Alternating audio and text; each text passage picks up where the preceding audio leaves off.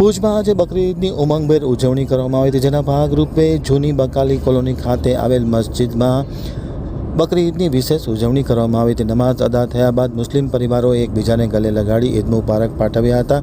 ઠેર ઠેર કોમી એકતાના દર્શન થયા હતા। ભુજમાં આજે પવિત્ર બકરી ઈદની ઉમંગભેર ઉજવણી કરવામાં આવી હતી, જેના ભાગરૂપે ભુજના જૂની બકાલી કોલોનીમાં આવેલ અલીફ મસ્જિદ ખાતે આ બકરી ઈદની વિશેષ ઉજવણી કરવામાં આવી હતી। સવારે મોટી સંખ્યામાં મૌલાનાની ઉપસ્થિતિમાં અને સલીમ બાપુની ઉપસ્થિતિમાં નમાઝ અદા કરવામાં આવી હતી। નમાઝ અદા કર્યા બાદ સૌ મુસ્લિમ પરિવાર ભાઈઓએ એકબીજાને ગલે લગાડી અને ઈદ મુબારક પાઠવ્યું હતું।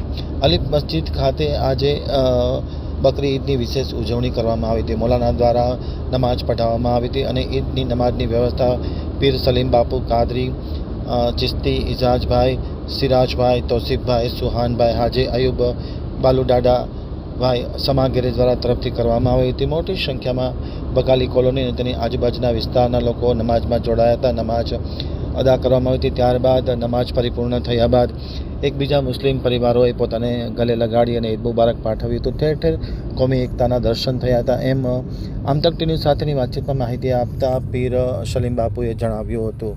મારું નામ સલીમ બાપુ કાદરી ચિશ્તી। આજ રોજ અલીફ મસ્જિદમાં ઈદની નમાજ પઢવામાં આવી।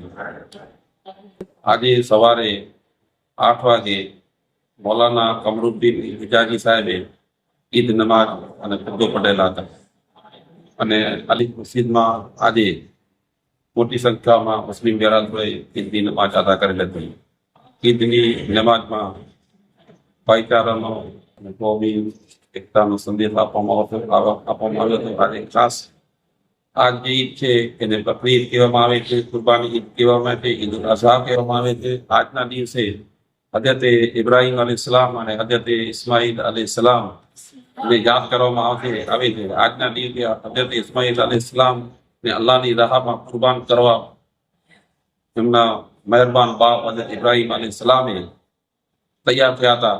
અલ્લાહ તાલાએ એમ ઇમ્તિહાન અને પરીક્ષા દીધી હતી ને એ પરીક્ષા ઇમ્તિહાનમાં હજરત ઇબ્રાહીમ અલૈહિસ્સલામ પાસ થયા હતા ને અલ્લાહ ને કુરબાની દેવા માટે પોતાના સગા દીકરાને તૈયાર થઈ ગયા હતા। અલ્લાહ તાલાએ એમને ઇમ્તિહાન દીધું હતું કે મારા બંદાનું ઈમાન કેવું છે। ઈમાન વાળાનો હંમેશા ઇમ્તિહાન અને કસોટીની પરીક્ષા થાય છે।